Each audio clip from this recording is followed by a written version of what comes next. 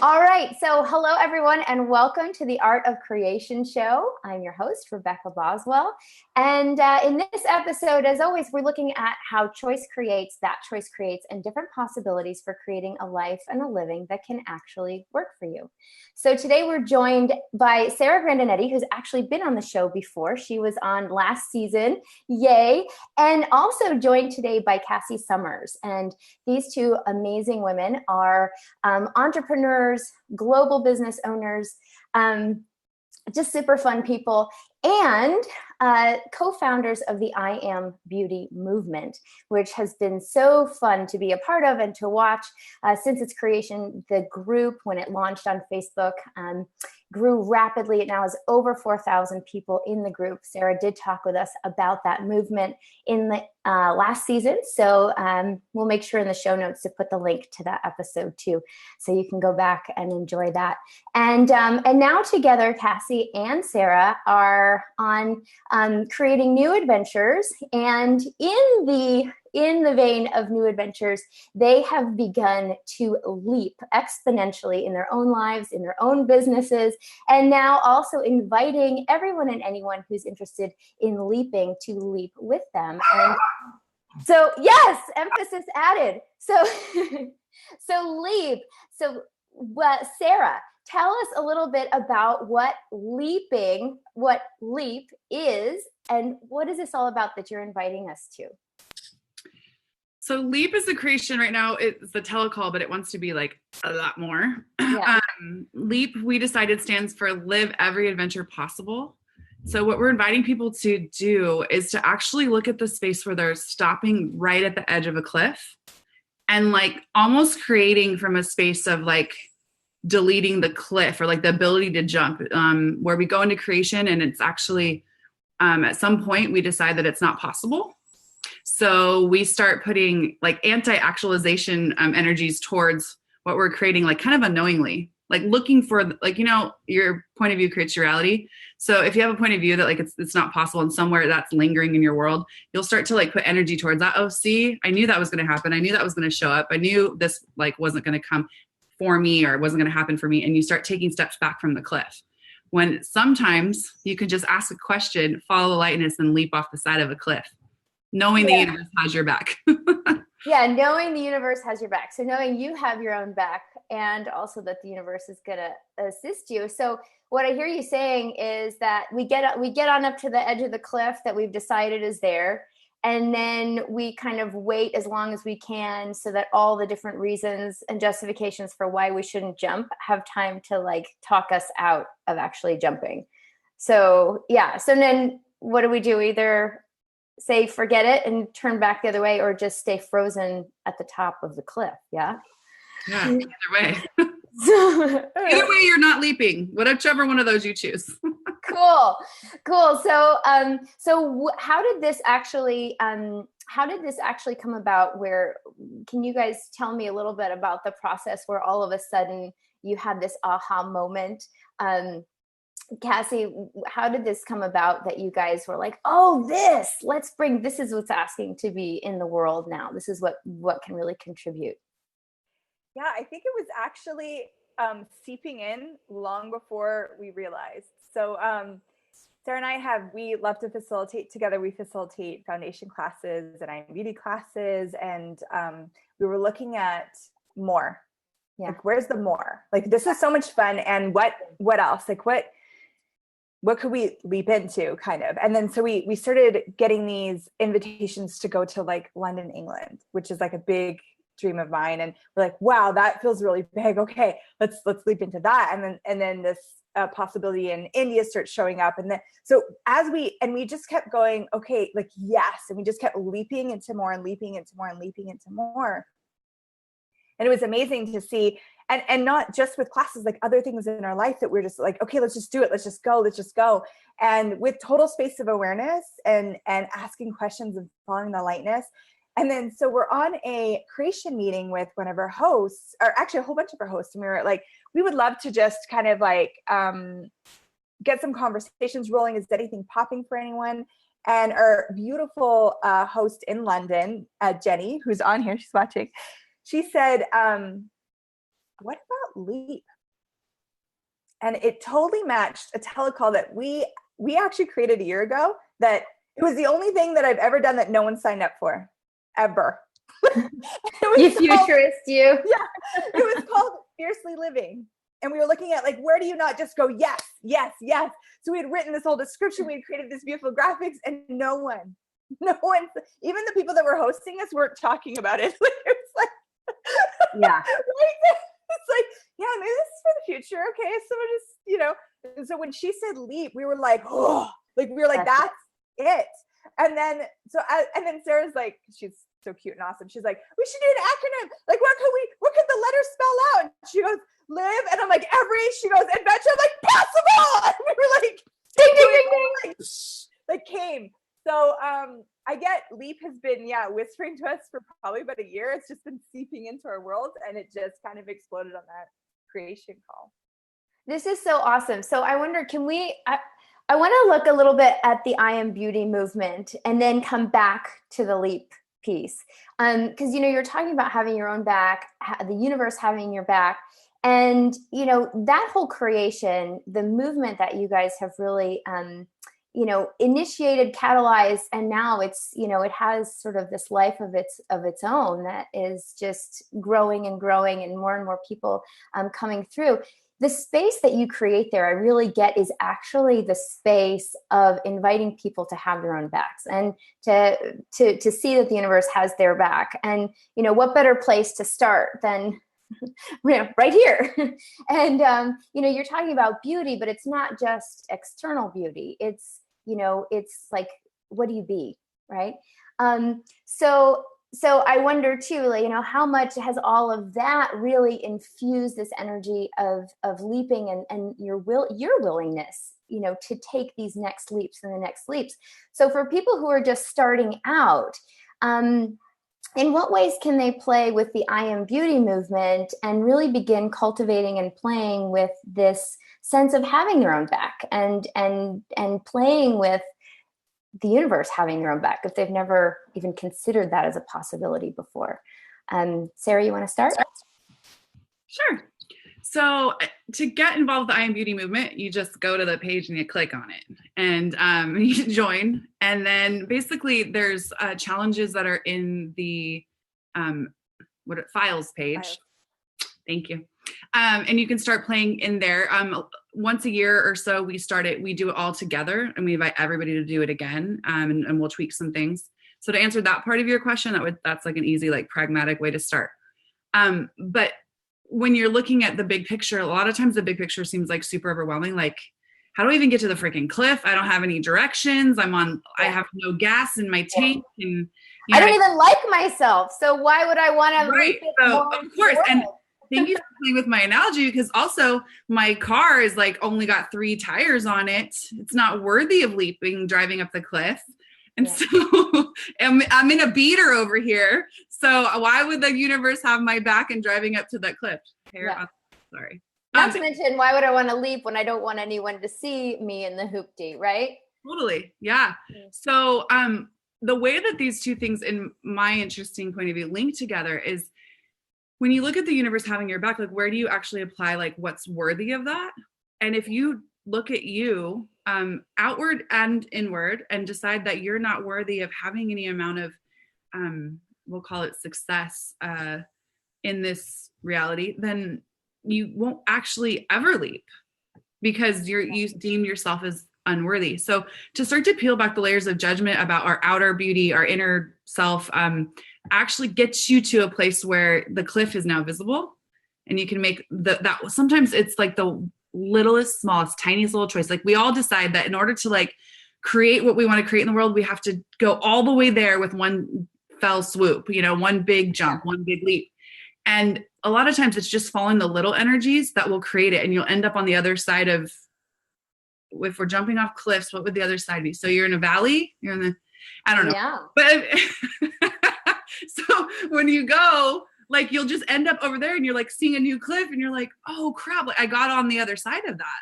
But it was that one little thing that created it. And so to bring it full circle, looking at the energy of the IAmBeauty movement, you mentioned it, like, you learn to have your own back. And while that is ever so true, there's also a tribe energy in there that a lot of us have never seen on the planet. And that is the way that we show up for each other in that group and the way that we have each other's back. And if you can start acknowledging that you're actually worthy to other people to have your back as well, that you don't have to fight the forces alone, because sometimes it's like, I have my own back, and people go in and they go into this solo kind of persona that's like, it's me against the world. So sometimes having your own back can create that in people. Yeah. And I would also, I don't need anybody else. I don't need anything. I've got my own back. Yeah, I'm going to do this. And you forge ahead, but you're creating separation with all these people that would totally love to contribute to you. And them contributing to you can actually be a gift that the universe is giving you as well, that you're not willing to receive. So what does it look like to go into any leap with like locked arms with people with parachutes?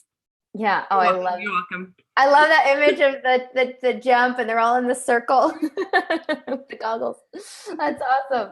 Yeah, it's, and I love that, because like, how much do we forget too, especially when we're in our everyday lives, have to do this, have to do that, this, and we forget about all this, all of it. And then also we forget that there is no separation between this and what you've got going on there and what you've got going on there. And you're like, we are actually all just part of a larger soup. And I think when we forget that, we cut ourselves off more and more and more. And we can be in something like in the group, but you're talking about this tribe energy, what I've noticed is there is this space of being vulnerable. I mean, you guys, in my opinion, you do a really great job at really setting the stage for it being a place of non-judgment and a place of vulnerability. And so that people can go and actually explore things that have been difficult or have been maybe sticking them for their whole lives, or, things that might not seem like a big deal to us, but to them, it's like that thing that, keeps them from whatever the next thing could be. And so when we see other people being vulnerable, it creates that invitation to be vulnerable ourselves. It's like, well, they didn't die, like you see someone jump out of the plane in front of you, and it gives you a little more confidence to maybe jump too, right? Because they didn't end up like a fried egg on the pavement. So, was that, I mean, did you know exactly what you were creating when you guys had this this thing of like, let's create this? Did you have a sense of how this would all go, or was this an example for you of leaping and just being willing to see what it could create and what you could create for either one of you? I think it was definitely just leaping for me anyways. I had a sense of like the possibilities and what I would like to see in my asks for it. But yeah, that tribe, and it's really cool because that's kind of the energy that I get Sarah and I both be in our lives, like that, having people's backs, the no judgment, the vulnerability, and then to see it show up in this group with thousands of people, for me was a big surprise. I was like, wow. Being vulnerable with like just me and a few thousand of my closest friends. Yeah, around the world. And there was these moments where we would like message each other and we're like, did you see how that like person had that other person's back? And I'm like tearing up. I'm like, oh my God. Like it was beyond anything I had no expectations really, but it was a leap. It was, hey, let's do this. This is going to be fun. And this might be like a lot for us to do on our own for 30 days. And let's leap. And we were just like, it was so light. So we just leaped and that miracle showed up. Well, and that just seems like sort of the thing about leaping, one of the things, right? Like in Indiana Jones, right? And he has to go across that chasm to get the Holy Grail. And he just, right, he doesn't know what's going to show up. He just has this sense that like, this is literally the next step. And he just kind of puts his leg out and just goes. And then he takes the the gravel and he throws it and then there's a bridge, but he didn't know, and for all he knew, like, there could have been stairs that showed up, or there could have been, I don't know, something that just caught him when he fell, or right. So he didn't know what was going to show up. And yet he just followed that knowing of like, okay, so now this. So do you guys explore that when you guys are working with people in the LEAP program? Sarah? Explore. Can you clarify a little bit for me with the question? Yeah, that thing of like, that piece of having no expectations. So it's like we because I know that can sometimes get a little bit sticky of like, well, if I don't know the outcome, right? You guys, you have this sense of that something could be created with the IAmBeauty movement.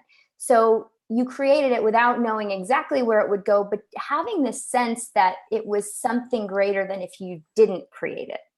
So you didn't know how it was going to show up. You just knew, let's do this now, and then let's see what comes next. And so in the movie, he had this sense that was the next thing to do, even though it didn't make sense to, just step forward into a big chasm. He didn't know that bridge, that invisible bridge, was going to show up. But it did, and it caught him, and then the next step revealed itself as it came. So when you're playing with people and you're encouraging them to leap, and they're gripping their toes on the edge of the cliff, there is this sense, I think we tend to have this sense of like, well, if I don't know how it's going to work, if I don't know how I'm going to land, if I don't know how I'm going to reconcile gravity, right, then until I have that information, I don't really want to go. And yet sometimes it's actually the act of leaping that creates the next step itself. So how are some of the ways that you guys address that with people? And for the people watching today, what are some of the things they could start playing with? So one of the things I would say first is, what if fear wasn't real? Yeah. So if you're on the edge of the cliff and you're buying into all the fears and all the why it won't work, what if none of that was real, and that was what you were conditioned to hold yourself small, keep yourself, and that's actually why you're on the cliff. Acknowledge that you actually climbed the freaking mountain and got to the top of the cliff because you knew something else was possible, and that staying small was no longer an option. Yeah. So you're on the cliff, and now you have to make a choice, and the choice is between buying into all the problems that could arise, or this is how I look at things. So either I buy into all the problems that might show up, maybe, or I look at if that problem thing wasn't actually a problem, and it was more something that I could create around and create with and invite in, and I have no resistance to problems showing up. So I will tell you, problems in my life, when I look back, every time I decided that there was like a problem, when I look back, it always created more. Every single problem in my life has created more. And so when you can go in and acknowledge that, like I had the ceiling on Thanksgiving Day in my salon crash down with sewer water. So a sewage pipe broke, and I was wafting. Is that a word? We'll just walk with water at your ankles. I was doing this. Waiting. Okay, thank you. My gosh. Okay, it's too early. I was wading through the salon, and I literally was like, in all the sorrow of my business is done. Like, how am I going to replace all this? I don't know if I have insurance for the ceiling caving in, and like all the things go into question, start looking at possibilities. And within a month, I had a fully remodeled salon on the dime of my insurance company. I had the floors I always dreamed of having in my salon, like these nice wood type of floors. The whole place was painted. I had a wall built that I'd always dreamed of but never wanted to take the time to do. The whole salon was rebuilt, and I paid nothing. And I had thank you, universe, our expense, like our loss of income, was paid. But if I were to buy into that as the reason why, like I was going to be desolate and not having it and whatever, I would have created more of that. Yeah. So anything can show up. And if you're afraid of problems, they can't contribute to you either. Problems, and they're not real, but we're conditioned to that. So when we look at like having the knowing, what if the knowing is when you started the journey, you had the knowing, and that the cliff is actually not even real. Yeah. you don't have to go to that place of like, what could happen when I go here? Because you've already traveled up the mountain. You're at the top already. Go. Know what you know and go. That's what I like to say. Yeah. The books by Susan Jeffers, Feel the Fear and Do It Anyway. And, it's really that thing of like, the whole book, pretty much, you don't have to read it. You just have to know that you can handle it. So just do it anyway. And that really is that piece about having your own back and knowing that, you might not know exactly what's going to show up. And that whatever it is, you're going to be okay because you actually have everything that you require to keep moving forward. And so fear is just the illusion. So Cassy, is there anything you wanted to add to that? Yeah, I would love to add something that I use for myself when I'm like, okay, I just acknowledge like, well, I'm on a cliff right now. Okay. And I'm looking down. I'm like, okay, all right. And I have to remind myself sometimes that I actually can't get it wrong. Yeah, cool. That no matter what, if I leap to the left, if I leap to the front, like no matter what, I can't get it wrong. That for me takes out the pressure and the illusions and everything that I'm like, wow, so no matter what I do, if I leap, if I don't leap, any direction I take this, I can't get it wrong because wrong is also an illusion. It is an invention. It's not true or real. So if you looked at that as, when you see like a kangaroo, like leaping into the air, or I love like you see those like jaguars and they're running, you see those videos and they like leap, like they're not worried if they're gonna look funny, if they're gonna get it wrong, they're gonna twist an ankle. If they like do a little, like if they fall, they usually do some rad move and then they get up and they look even more mystical. It's like, you can't actually get it wrong. And that kind of plays off what Sarah was talking about, because you can make a choice and then something could show up that looks like wrong. Mm-hmm. And if you buy into it, you will create it that way.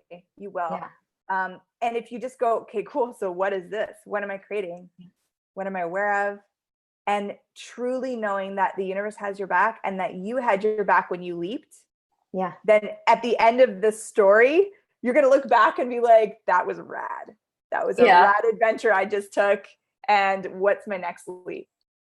Well, and what's so cool too with this living every adventure possible, it's like, I think sometimes we buy into this misnomer that there's just one leap, but live every adventure possible. That's really just living as a series of leaps. Like you're actually just leaping one leap to the next leap to the next leap.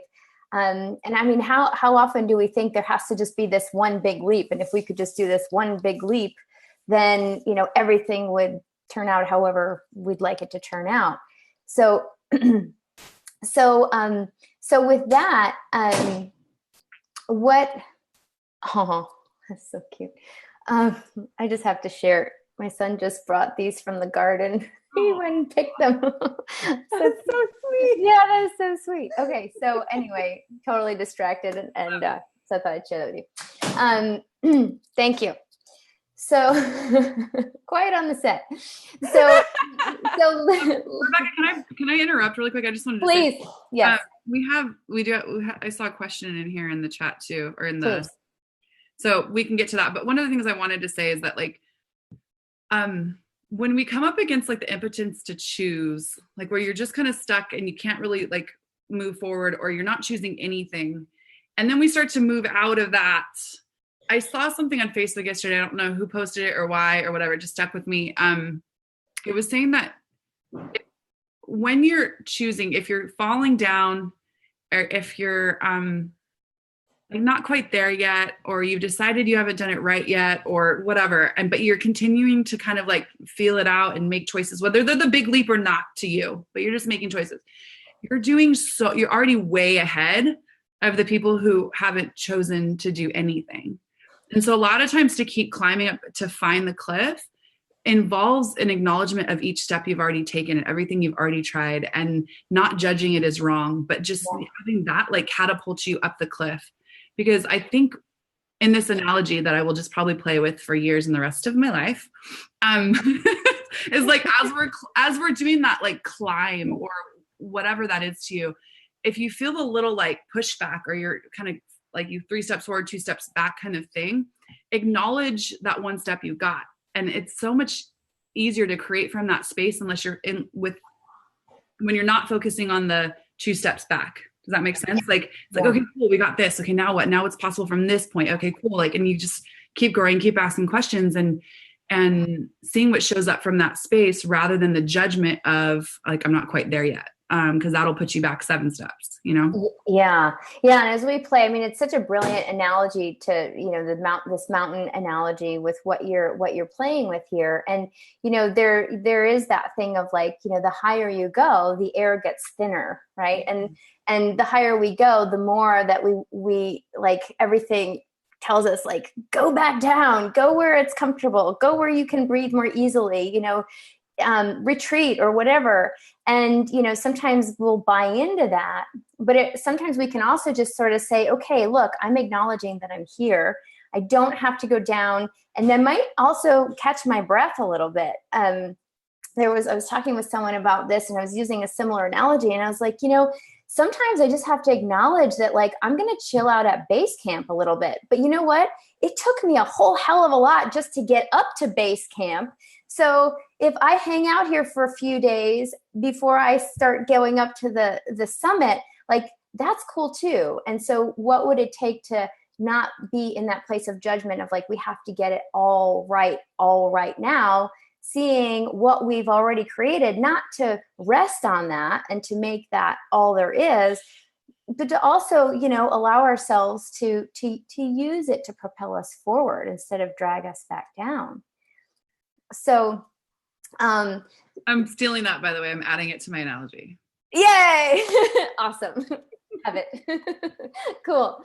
So now, I mean, has it always been easy for you guys to leap? I mean, you know, Cassy, you're, you know, you guys are putting together this program. I mean, I just get a sense that this is like IAmBeauty, like this is a program, and it will be all around the globe. So if you guys are watching now, yay, you get to be in from the beginning.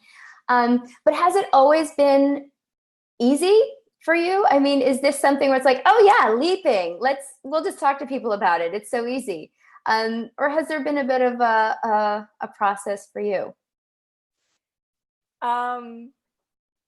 Well, I actually had to acknowledge something about myself that I don't know if you've ever seen, like, there's a quote, like, some people run away from the fire and some people go towards it.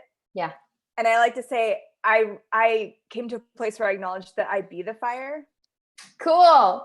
That I've always been like, that's really uncomfortable. And I go for, and I'm like, yeah. Like, and Gary once called me, Gary Douglas, the founder of Access Consciousness, he once acknowledged that I was a bulldozer, and I took it very rudely at the time. And once I started to look at that, and he said, have you ever not like gone for something that you desired? And I realized no. And I may have, like you said, Rebecca, I may have like camped out a little bit. I may have done like a little research. I may have, but when I actually look over the course of my life, if there was anything I knew that I required, I had to be there, or this had to be put on this planet, I always leaped. Every single time. And that, and I would also like invite listeners now to look at over their course of their life and where have they actually done that, where they didn't acknowledge that was a leap. Yeah. Yeah. Yeah. Because how much do we just discount the things that come somewhat easily, or that we've always done, and then we just assume everybody is doing without actually acknowledging where that is a capacity or something that, you know, that is easier, or what we have more ease with, simply because that's how we be. Yeah. So how about you, Sarah? What would you like to add to that? I would say that prior to really playing publicly, I'll say, with Access Consciousness, I've been playing with the tools for many years, but as far as like leaping into playing publicly, yeah, I would choose safe. So I don't know that like that might be why Cassy and I are the yin and the yang. But I always needed like a burning house or a flooded salon or something like catastrophic to happen to launch me into making the big choices. And so whatever that was, like I didn't enjoy where I was living prior to where I live now. And I had like I created my kids getting kicked out of their private schools so that I could have a demand to leave the place where I was living, to move to the city that I always wanted to live in, to get them into the best public schools, like all this stuff. But I always waited for that. And so since creating more with access, I've created being the choosing one in a different capacity than I was before. I was kind of like, let other people's realities kind of depict mine because I wanted to be the nice person. And I'm still I've never done that. But like choosing safe. I've always been, I've not always been, but I would say that like when I look back on my choices, of course there were leaps, like Cassy said, and I had an awareness like, oh my gosh, I'm always like choosing safe. So I do have like this beautiful life and I have these things that I've created, but it was always like, not the big leap, not the go after the big thing you're aware is possible, but like, hey, keep it here and then be grateful. So in starting to create more and more with access, it really has invited me to be like, okay, cool. Like I get that this is possible. The universe has my back. And instead of just putting like one little toe off the cliff, like I'm going to go. And that's asking questions. And my biggest thing I think we said in the beginning is, for me, if fear isn't real, what would I choose? Yeah. If fear wasn't real, what would I choose? And so anytime there's an energy of fear or doubt or so don't just label it fear, all those other distractors that come up, like, if that wasn't a real thing that I needed to buy into, like, could I just choose and see what shows up? And that is basically like where I've now come to a place with creation. And with my little leaper down there, we've been pushing off many cliffs, like you said. Yeah. Well, cool. And the way that you guys play together, it's like, this game of leapfrog where you get to leap with each other. And it's like, okay, I went, now you go. Okay. Woo, all right, now I'll go. And, so, I mean, I wonder too, how much having a leap buddy, anybody watching this, if it's like, oh yeah, there's some things here, like, oh, let me play with this. And like, what would it take to have a leap buddy and play leapfrog where, you're really, you have each other's back, and that you literally, you jump over each other's back. But we're also, it's this cool thing of like not having competition, but saying like, look what I just did. Oh my gosh, I know, that's so cool. I just did it too. Okay, cool. What can you do next? Well, I could do this. Oh my gosh, can I do that? Oh yeah, let me try. Right? And it's like that constant thing of not trying to be better than, but also being like, oh wow, okay, well, if that was possible, if that adventure was possible, what other adventure that I may have written off or not even been open to perceiving is out there that I could choose? Please. Could I add something? That's so beautiful, Rebecca. And so I've heard a lot of people talking about like leapfrog or out creation is like another term. And I had actually never seen it until I met Sarah. I was like, yeah, but that just kind of feels like competition. Just like a little watered down.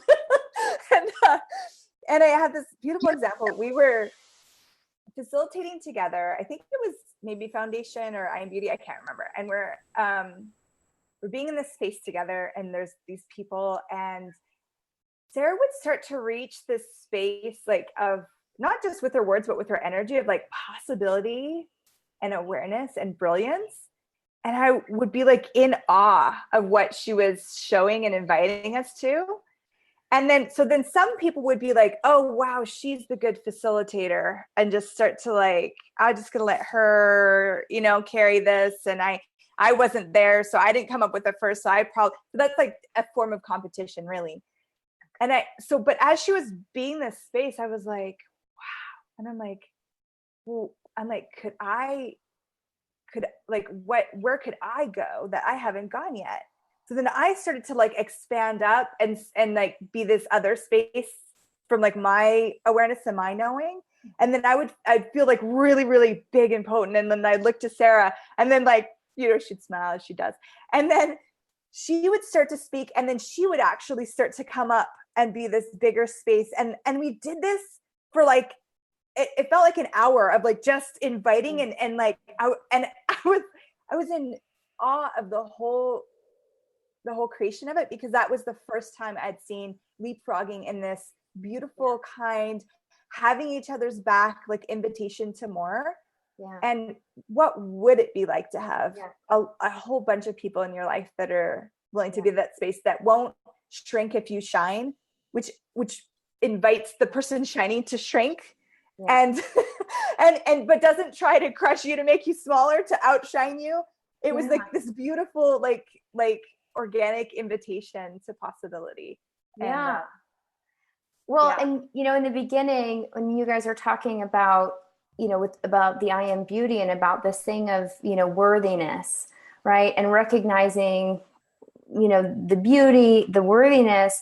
And then when you were saying that, if you don't have this sense of worthiness, then it's even more challenging to get to a space of even desiring to leap, right? Because there's,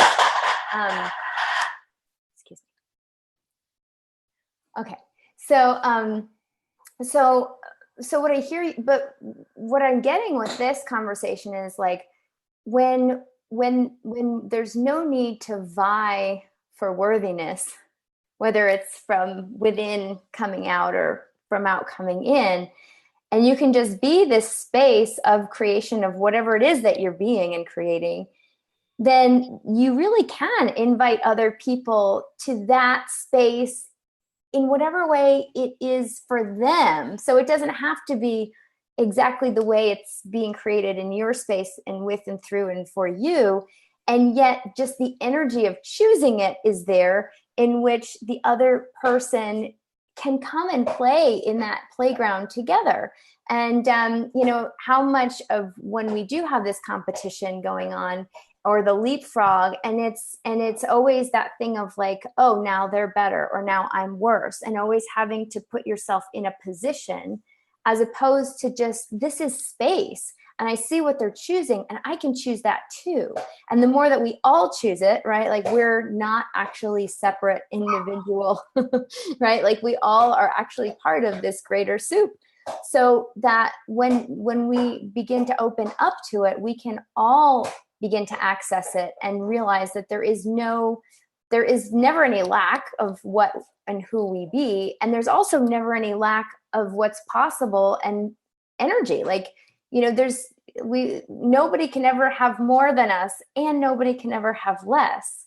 So you can just actually play. And that's what I really get with you guys, is this sense of like, wow, we can actually just play together. And there's no winning or losing. It's just having fun. Cool. So I bet you guys don't have any fun in your classes. I'm sure it's very serious. I was gonna say, on Skype where you get to like put like a little quote or whatever. My quote on Skype is if it ain't fun, I ain't doing it. Because I literally can't. So the fun that Cassy and I have, and the space that she described to you, and everything that you just said, Rebecca, is also has like the sprinkles of fun in it. So we make sure that everybody in the room is having fun and getting to witness what that looks like, and inviting them to it to grow and be bigger, and not. So Dane talks about when he first started facilitating with Gary, that he had to figure out how to fill a room, and where he had bought, when he walks into the room, because Gary's energy fills the room, that there was no more space. So if the room's already filled, like, where is Dane going to put his energy, kind of thing. So he would, for a while, like, kind of shrink and let Gary take it. And if he was going to facilitate with Gary, which you really wanted to do, he had to be willing to fill the same room. And so the lie that there, like you said, is that there's not enough space for us all to be as big as we be in one room. And that, for me is what Cassy invites me to every time, is like, she also fills a room, and I either fill it too, or I'm going to be, like, it won't be, she won't kick me out. She'll just be like, can you come and fill the room with me, please? But I'm not being as big of a contribution to the people in the room if they don't see the room totally filled. You see what I'm saying? Yeah. So, Yeah. And watching people kind of like join in that play. Like the fourth day of the last foundation that we did, like we walked in, we're like, it was so much fun. We're having so much fun. So consciousness does not have to be serious. So anybody out there thinks that consciousness has to be serious, I invite you to just kick that in the face, because that is not true. You can have a ton of fun looking at all the poo that shows up, and then clear it to have more of you while having fun. So yeah, the last day we walked in after 3 days of facilitating this magical class, there were like 20 some people in the class, and they were all just so willing to go. And at the last day, like I remember like feeling like the floor was vibrating, the seat like almost couldn't hold me, meaning like I was going to fly out of it. It was just so much fun. So, and thank you, Cassy, for that acknowledgement of what we're creating. And I love you. But it's like the poem, the Marianne Williamson poem, and basically she's saying like, who are you not to be great? Like you think, who am I to be great? And her rebuttal is, who are you not to be? And that's really what I see you pointing at with this is, it's just that thing of like, yeah, how much space am I willing to occupy and to be? And yeah, what if that doesn't actually mean that it takes away from anyone else? And yeah, that all those reasons you're talking about, reasons and justifications, like not to be something or not to choose something, like, again, even there, what if all of that was just irrelevant and not real? Well, how often do we not leap because we don't want to leave people behind? Our friend hasn't caught up to the cliff. They're at base camp because they need to catch their breath. So I'll just wait up here. Yeah. And what if that wasn't the greatest invitation you could be? What if it's just leaping when it's time for you to leap? Awesome. So let's make sure if there were any actual questions, if anyone does have any questions now that they would like to ask, please do post them in the comments. Karen had one up above. Yes. So what about when you are leaping? So Cassy, I'm reading this. Yes. If you answer it. So what about when you are leaping and the reality keeps knocking you back? I'm getting tired. Yeah, great. Well, so this might be a little bit weird for this type of conversation, but Karen, are you getting tired or are your limitations getting tired? I don't know if Karen's still on. Yeah. Are you tired of your limitations? Yeah. Karen.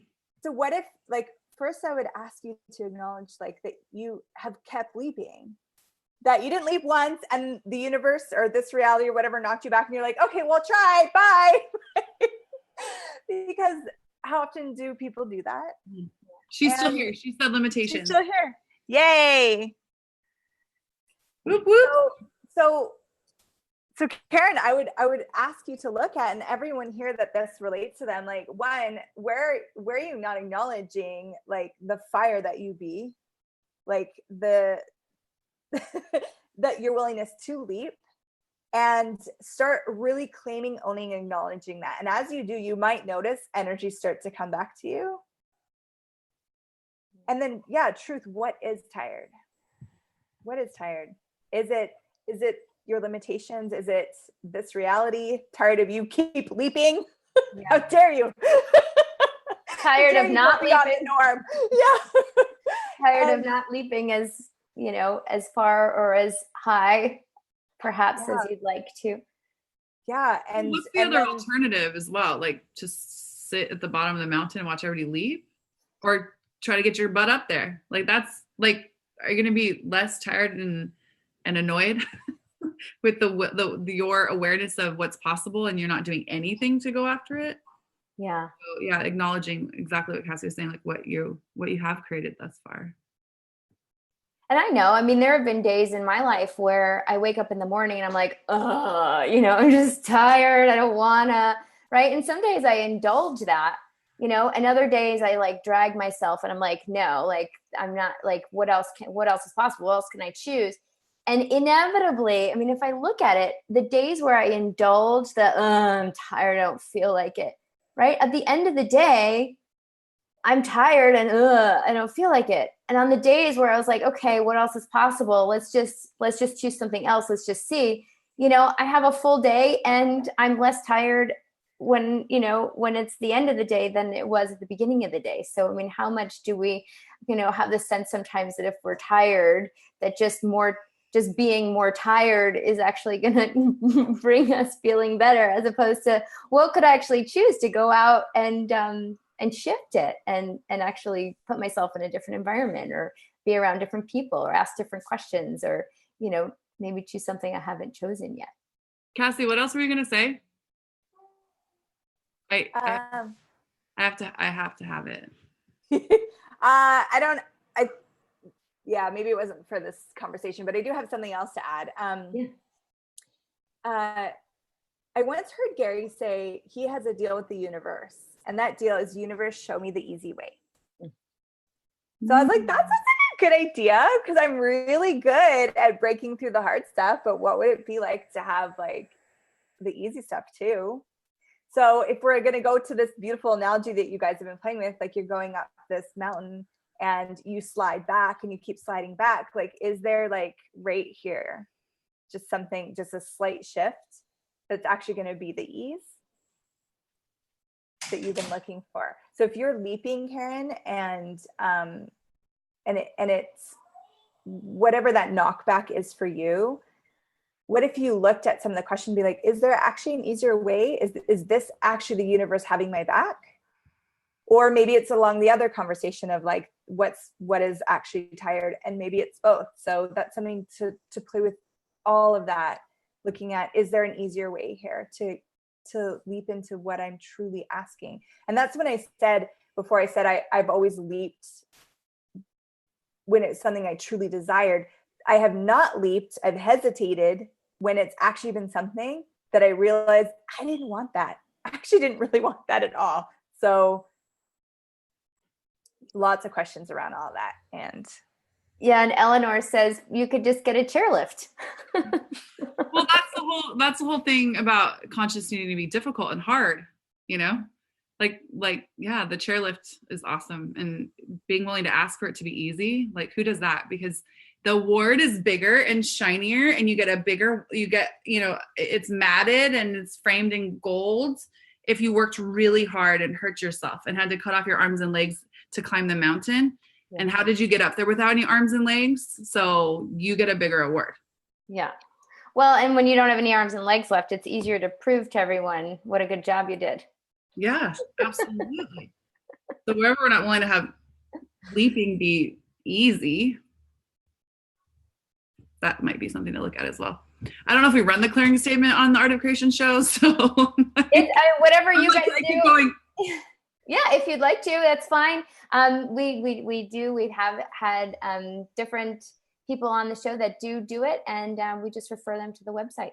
So if there is a clearing you'd like to run, feel free, have at it. Okay. I mean, I just caught myself keep asking questions and then like not clearing it and doing it in my head. So yeah, cool. And so anyone who's like, wait, run the clearing, like, what if you actually could just tap into, like, we are being the energy of the clearing. And if you have the sense that you'd like to say it, absolutely, that's cool. Everything goes here. Cool. So we are getting to the top of the hour, and what else? Is there anything else that you would like to invite our viewers to, that you would like to put here in this conversation, as this begins to blossom into the greater creation that is becoming? Well, I think as far as leap, we're still at the table with it, like playing. Please, if this calls to you, like, keep in touch, keep checking in, because there will be something coming out pretty soon. Mm-hmm. And then, just get in touch with us and reach out if there's something burning that you have a question or a connection. And we're going to be like a lot, like you could come visit us in some of our places around the world, because we're going to be out and about. Sarah, do you want to? I'm so good at it. What am I good at? Tell me again. Just where can they? Telling the people. What's next? Like, what are we inviting them to? What would we like to? What party are we inviting them to next? What adventure? like the funnest party adventure ever. One of the things I wanted to say before like closing the conversation was somewhere I think we've bought like, so that measuring stick of like they're better, I'm not as good or whatever. Like if that wasn't real either, could you allow the universe to gift you as much as they've gifted anybody else ever? And one of the things, like I even have the tattoo on my wrist and it says, why not you? Because for a long time I lived my life with like the idea that like those things happen for other people, or I'm aware of an idea, which is like that climb, right, of creation. And then I'm like, well, someone else will create it, or someone else will probably do it better than me, or I'll get there. This is the other good one. I'll get there. I'll get like it all created. And then someone else will like steal the idea and run off and take it. And so I might as well just not create it. Right. So when I see the reminder on my wrist of why not you, is that question about to all of those things is like, why not you? Why not you? Why can't you be the one that the universe totally just gives a chairlift to? Why can't you be the one, or why not you? Why can't you be the one that creates that thing or gets that recognition or has that amount of success or builds that beautiful life that they're aware of? And when I ask that, like there's nothing there. There's no reason why it shouldn't be me or why I shouldn't also have it. And so looking at that, like as far as like a wrap up is like all the places where you've decided that it only happens to other people is a great place to run the clearing statement. Yeah, because everything that comes up in response to that question is really all the stuff that keeps you at the edge of the cliff. Yeah. Yeah. So wave that magic wand. Pachow. Yeah. So as far as so Cassy and that was the sexiest pachow I've ever heard. I just had to acknowledge that. I've been practicing just for you, Cassy. So Cassy and I, we do foundations under Sassy Productions. So Sarah plus Cassy equals Sassy. We figured that out like a few months in. On accident, I think. I don't know. So we have foundations coming up this summer. There's one in June in Florida, one in July in London, and August is in LA. And we have the IAmBeauty movement that also will have taster classes. So if you're any of those areas and you aren't feeling a foundation, but you want to come out and play, there's no prereqs to come to an IAmBeauty taster. We're doing our first 2-day in India in November. So there's lots of places. We've got Brazil in the awareness. We have New Zealand in the awareness. We just want to come touch all the bodies all over the globe. It's a target. All the bodies. All the bodies. Sounds good. And we are going to have a slew of links in the show notes. So if you are just chomping at the bit and you're like, okay, where can I go? How can I find them? I would like to have more. You will have those links. So don't worry. It's there for you. So ladies, is there anything else before we close that you'd like to put out into this conversation? Well, I would like to thank you, Rebecca. Oh, well, thank you. I'm so grateful that you approached us, and I look over your page and I've just been seeing what you've been creating and really seeing your leaps. And it's really inspiring and beautiful. So I'm grateful that you invited us to play together. Oh, well, thank you. Thank you both. It's been amazing. It was great having you on again. And both of you, I wonder in a year what stories you will tell and what new leaps and adventures you'll be engaged in. So thank you, everybody. And everybody who was watching live, thank you so much for being here too. Everyone in the future, everyone. Well, you're watching it now. Whenever that is, you're watching it now. So thanks for being here. So thank you so much, ladies, for being here.